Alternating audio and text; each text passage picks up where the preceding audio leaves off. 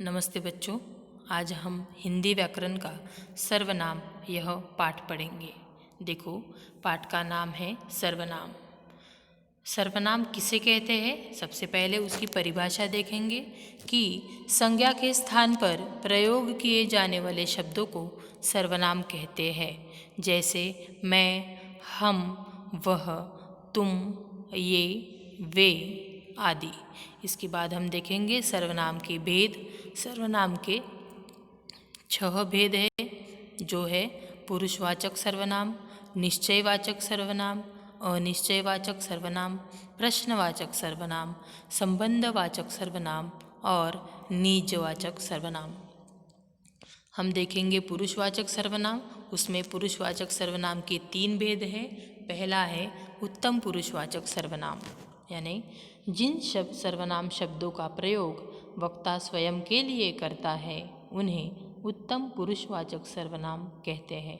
जैसे मैं, मेरा, हम आदि। इन वाक्यों में मैं स्कूल जा रहा हूँ, हम खाना खा रहे हैं, मेरी नानी गांव में रहती है, मैं, हम और मेरी यह उत्तम पुरुषवाचक सर्वनाम है। इसके बाद हम देखेंगे मध्यम पुरुषवाचक सर्वनाम। जैसे कि जिन सर्वनाम शब्दों का प्रयोग बोलने वाला श्रोता सुनने वाले के लिए करता है उन्हें मध्यम पुरुषवाचक सर्वनाम कहते हैं। जैसे तू, तुम, आप आदि। इन वाक्यों में तुम कहाँ जा रहे हो, आप बाजार जा रहे हैं, तू कब खाना खाएगा। इन वाक्यों में तुम, आप और तू यह क्या है? मध्यम पुरुषवाचक सर्वनाम है।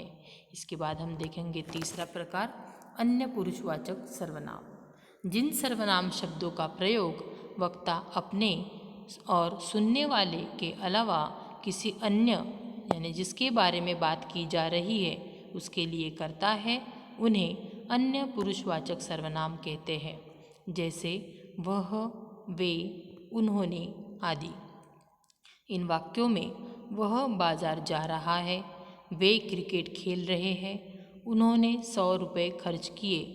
इसमें वह, वे और उन्होंने यह अन्य पुरुषवाचक सर्वनाम है। इसके बाद हम देखेंगे सर्वनाम का दूसरा प्रकार निश्चयवाचक सर्वनाम। देखो, इन सर्वनामों का प्रयोग किसी निश्चित व्यक्ति या वस्तु के लिए किया जाता है। जैसे तुम्हारी गुड़िया यह नहीं वह है, यह पुस्तक उसकी है, यही कहानी उसने सुनाई थी। इन वाक्यों में यह, वह, यह, उसने यह निश्चयवाचक सर्वनाम है। इसके बाद हम देखेंगे अनिश्चयवाचक सर्वनाम। इन सर्वनामों का प्रयोग किसी अनिश्चित व्यक्ति या वस्तु के लिए किया जाता है। व्यक्ति के लिए कोई और वस्तु के लिए कुछ का प्रयोग होता है। जैसे कोई बगीचे में है, शरबत में कुछ पड़ा है, राज कहीं चला गया, कभी तुम्हें कहानी सुनाऊंगा। इन वाक्यों में कोई, कुछ, कहीं और तुम्हें यह अनिश्चयवाचक सर्वनाम है। इसके बाद हम देखेंगे प्रश्नवाचक सर्वनाम। किसी व्यक्ति या वस्तु के बारे में पूछने के लिए प्रश्नवाचक सर्वनाम का प्रयोग किया जाता है। व्यक्ति के लिए कौन और वस्तु के लिए क्या का प्रयोग होता है।